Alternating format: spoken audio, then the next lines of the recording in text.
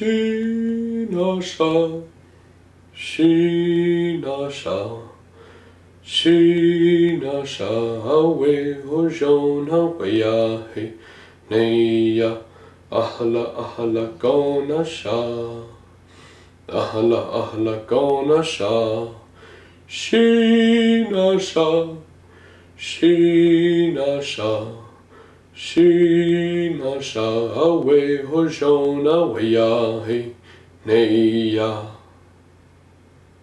My best friend's mother sang this song to him as a baby, as it was sung to her by her grandmother, originally by her great-grandmother, who walked home from a place whose name means wind, because to the wind is where they wanted us to go. Promises of change. Poetically outspoken Cuban preaches of common purpose, of compassion, pledges of coalition, promises of collaboration powering our cause, paints our community Puerto Rican, Oaxacan, Chicano, Palestinian, Omani, Congolese, Punjabi, Oneida, Cubano, Filipino, Osakan, Chinese, Pueblo, Ojibwe, Choctaw, Piscataway, Odawa, Cree. Protect our cultural centers, preserve our community.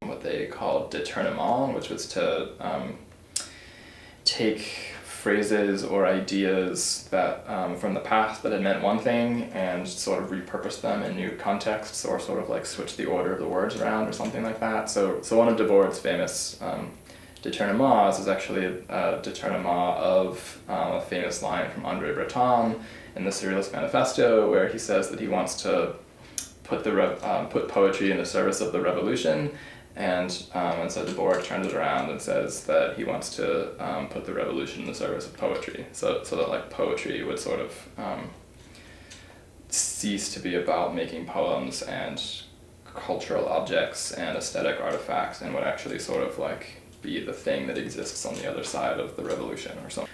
More and more aspects of life, including like how people's actual feelings and sort of how they relate to experiences in their lives, were also becoming reified. So for Debord, both his political and his poetic or aesthetic practice were designed to sort of short-circuit these processes of commodification and reification in everyday life. Like the monastery where I lived gives like art practice assignments to pick an object, and like the instruction was to like find out and express the secret of that object. And I had a bone, which I still have. And like, so the idea was that you would begin by kind of like meditating on the object, and kind of sitting with it, and like trying to just like not associate things with it, like not think about it, but just like experience it. And then out of kind of like, without thinking about what you're trying to say, and without thinking about like whether it's good or not or who's gonna read it, you just kind of like express what your experience was.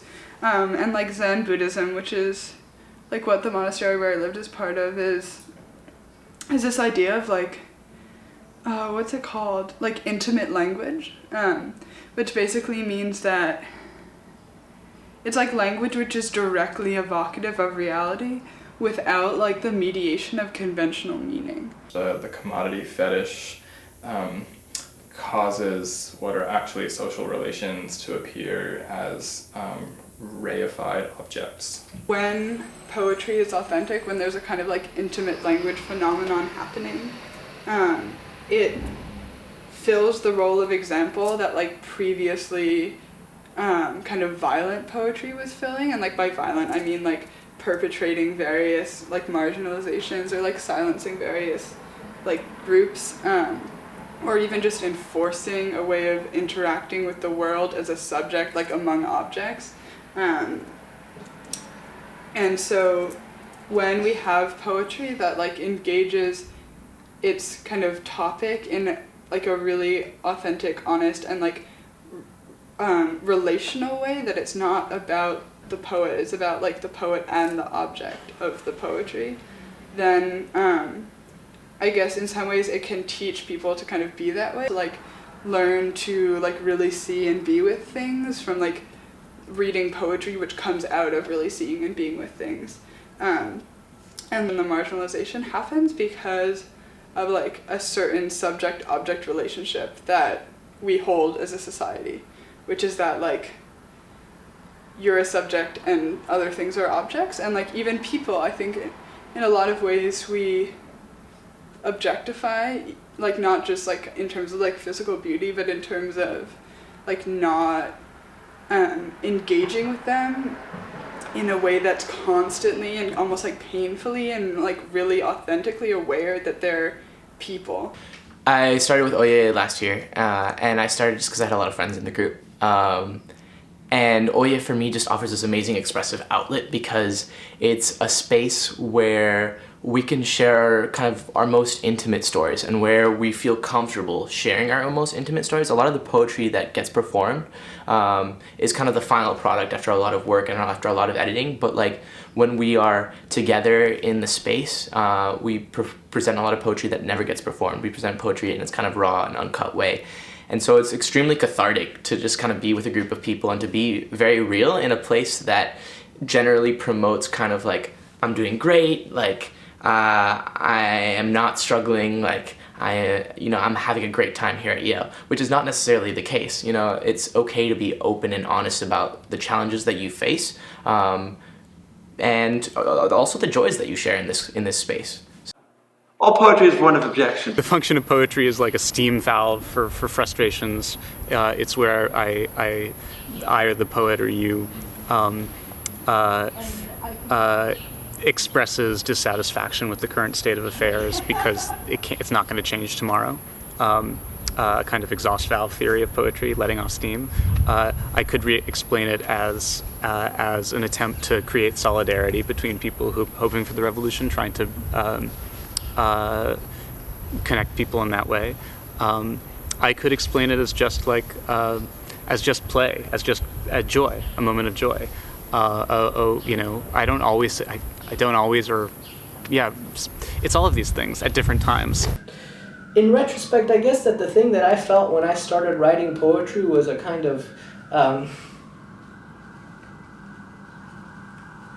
contact, connection, deepening of relationship with spirit, love, beauty. And I know that that sounds vague, but the feeling was quite vague, and it continues to be vague. But now, when I write poetry, I feel a similar thing, but I understand it more as a feeling of the creation of wholes. And I think that poetry creates wholes, creates embodied wholes, right? That transcend individuation and alienation, and literally, through a kind of cognitive process, give you a sense of wholeness. And it can be communal wholeness, and that communal wholeness can extend beyond the human realm into the other than human, to create kind of ecological frameworks and of understanding and affective belonging. And as far as I can tell, if things are going right, then your head is in the world of the project itself. Meaning, when you sit down and you write the poem, it is successful because it's contributed to its own world in a weird kind of way, right? It's like so. I've been working on a series for some time, and I write the poems because the series needs to be written. I mean, it demands that it be written. And people very seldom or really rarely look into alternative senses of space and alternative sense of of mapping, right? Of cognitive mapping, of literal mapping, of verbal mapping, right? Of interpellative mapping that continue to be meaningful for non-Western peoples throughout the world. So what especially I'm meaning is alternative indigenous networks of knowing in the Americas, for instance, right? We project onto an indigenous space, the Americas, a national framework that, segments and separates the United States from Mexico, segments and separates Mexico from, the 22 countries of Latin America, when in fact, this was like a continuous and a coterminous space for, millennia before the arrival of,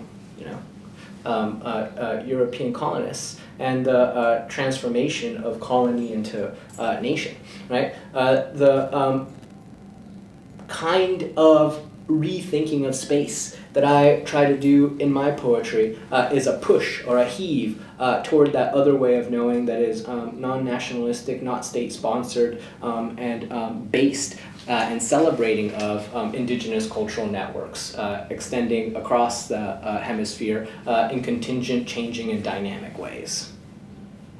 And for me, that's a political thing, because my family is from Central America, from Guatemala and El Salvador. And as you know, there was brutal civil wars fought in these countries, which in fact precipitated the departure of my families from Central America, and kind of motivated their cutting themselves off from those cultures. You don't want to remember gruesome, bloody, genocidal violence, so you kind of you leave that history behind. So I didn't really grow up talking about an indigenous past when it's patently a part of me, right? And so reclaiming, upholding, and celebrating those indigenous networks of knowing are a way of, fighting, resisting, and cutting against the oppressive structures. Yeah, I feel like maybe I've always been trying to write my way home, or find some type of solace or understanding of my identity and where I come from and my family through my poetry. So a lot of what I write about concerns my family and where we come from, and I feel a deep connection to Kayenta, where my family's from, but I definitely didn't grow up there. So I think a lot of my writing has been trying to find the balance between not growing up on the reservation but feeling connected to the reservation, but definitely feeling that is not where I'm from. I'm from Albuquerque, and that is my home, and that's where I want to go back to. And so balancing those identities of being an urban Indian, but also feeling connected to a place that's very much the opposite of that. Because I thought that it was extremely necessary to express my experience, but also to express that this is a communal experience between the cultural centers. So it's not just La Casa who's experiencing this, it's the AACC, it's the Native American Cultural Center, it's the AFAM House. It's about solidarity building in communities of color who are traditionally underrepresented and under-resourced in the Yale community. Poetry is a local exercise. Not an exercise, it's a local sort of entity or whatever. In the scope of the world, or even in the scope of the nation, there's no fucking point. I mean, if you don't have your friends, your group of fellow writers who are going to constitute the next great movement with you, who are going to start things off for the 100th time in history. If you don't have them, and if you don't have people who will listen to you, and if you don't have, then nobody gives a fuck.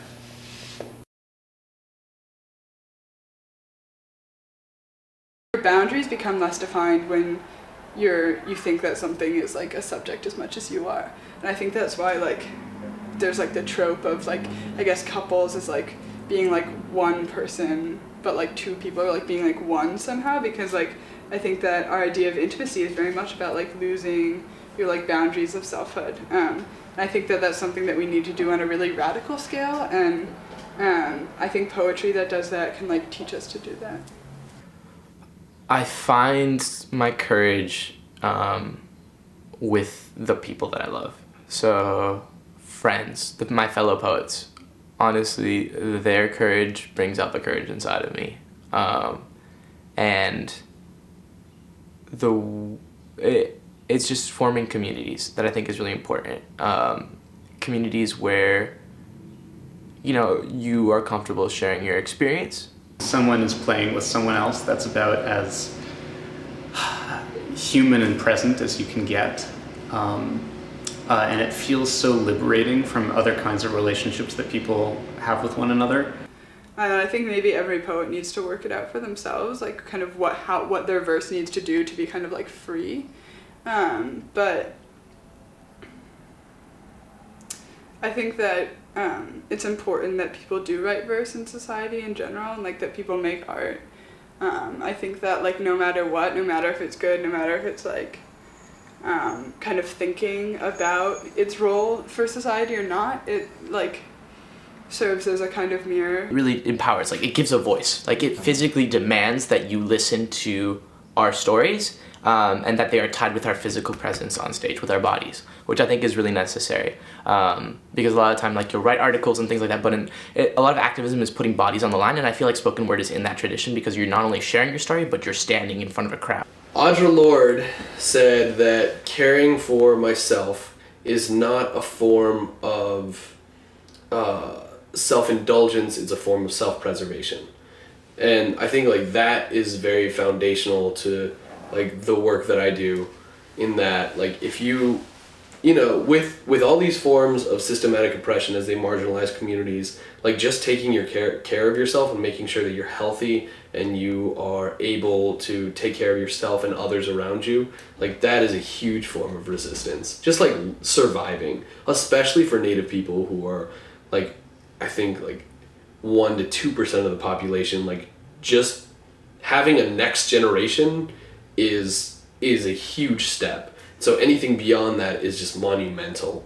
And I think we've made great strides. There's obviously more work that can be done, and I think a lot of that work is just in building healthy communities and people who are able to recognize these forms of oppression and combat them. And I hope to be a part of that in just teaching people and kind of giving them this tool to help just so that they have something to latch onto, like the students that I worked with before, and that they can find this means of self-reflection and emotional development and like personal sovereignty, and just are able to kind of transform their communities by transforming themselves. And I think if everyone has had these tools of reflection and was able to empathize with others and also understand the circumstances of their communities, that we would live in a much more empathetic world. Poetry, I feel really deeply embodied. And I think that embodiment emerges from a contact point with psychological rhythm that doesn't exactly transcend the human and doesn't exactly transcend like human cultural structures, but gets us to thinking in less human central ways. Meditate is, or like to pray, or like whatever kind of tradition it is incredibly radical. Just, I mean, partially because you're being incredibly useless, but also because you're actually like taking the time to like be like alive, and like just be alive, to not like do anything. That's often like the very basic kind of summarization that like Zen teachers give of like what it means to do Zen meditation, is like just do nothing.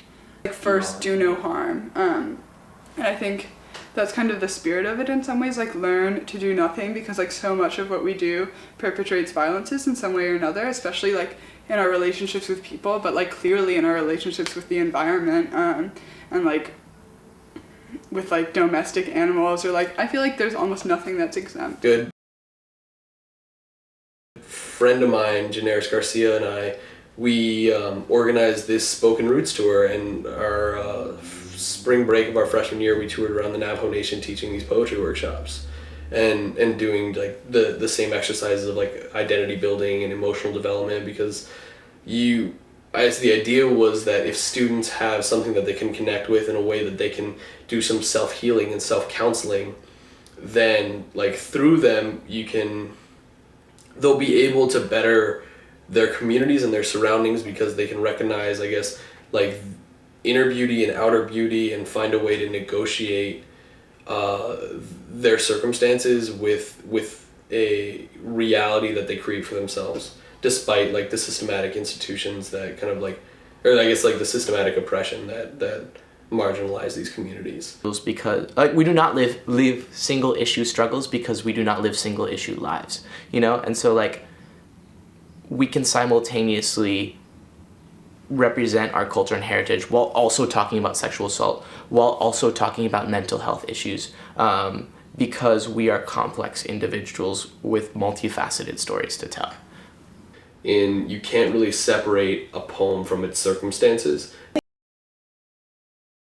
I imagine that I'm a kind of magician with the poetry, you know, in the kind of like tribal sense. You know, the state can have its kind of magic, and a poet can have his kind of magic as well. And the state's magic is one of like ideological framings of streams of information, and the poet's magic is of deframing or reframing, and like, you know, constantly undercutting the magic of the state. And so for me, the magic of the poet, my personal magic, is one of like radical deconstruction, right, in an affective sense. Syntactically experiments a lot with different registers of discourse in order to create kind of like productive instabilities, right? So reaching to anthropology, environmental law, cults of beauty, I guess ethnography, all in a same poem to destabilize I guess discursive norms. By absorbing and deforming the master's language, something weird and new may be happening to my own minor language. It gets of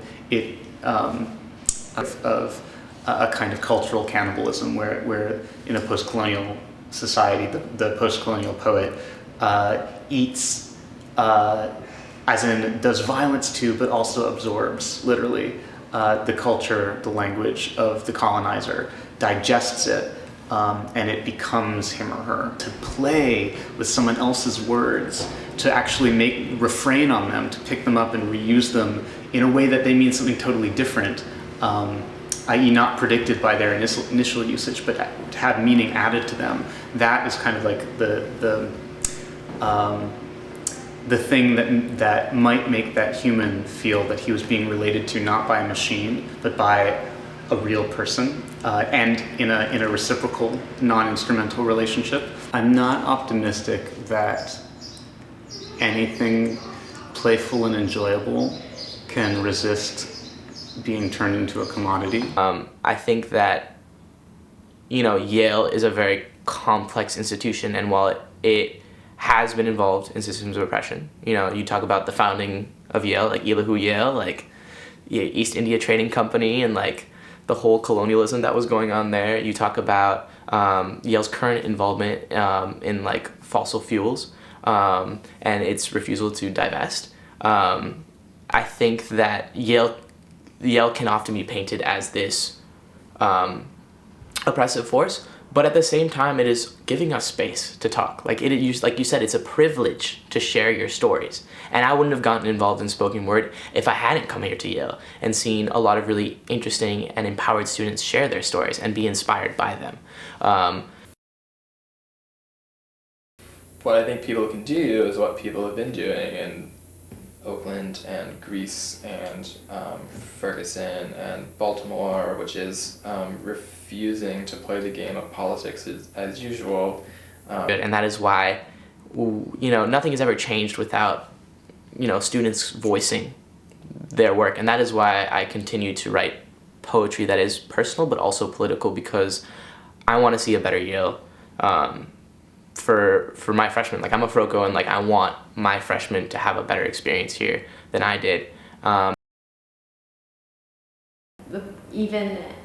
Making art and categorizing myself as an artist, that's an act of crime. As in, like, there are so many, anyone who's given birth, like, to a human being, every mother's out there, they're artists. Like, maybe it should be the fact that we should just not put so much value into artists or art object. Like, someone who works at Dunkin' Donuts making a glazed donut, he himself is an art. Like maybe our notion of artist should just be taken, like, it should be taken down if we really truly want to have any kind of resistance. Like, this categorizing artists as this kind of like, like everything they touch turns to gold, or we just have to redefine what resistance is within an institutional structure. It's not like this romantic idea of like revolution, like burn this building down and like move into some forest and make that would be the only way art should be made. It's not this, that can never happen. We're like too much into it already. Any kind of like subversive act that we try to do here, like, this is a very cynical read in that, like, just by doing it, you're just reinscribing power to the institution that you're part of. So yeah, like, I'm here at Yale, and there have been a lot of artists that have came here who've spoken out against this institution, but just by doing that subversive act makes the institution grow stronger. Imagine reading a book written in a language without shape or form, beginning or end, communicated instead by tints and shades through which you flip. This is the book that the hundred-eyed scallop writes. It is the book of the snake's parietal eye. It is the book of the saint. Who drinks the fiery draught will read the text of shadow and light sweeping the water's surface. New creatures introduce marks and form, unnatural and imagistic, drenching boundary stones in blood to signify expansion. But some continue to see with the fish in the neck and to walk as if with wings. Man, you are a kind of one-toothed octopus after all. If you want to end capitalist exploitation, you're going to have to end capitalism. You're going to have to seize the banks, and you're going to have to burn all the debt, and you're going to have to destroy the factories and get rid of the bosses and figure out new ways of getting people access to the stuff they need, like clothes and food and medicine and education and things like that. My hope is totally more poetry and more communism.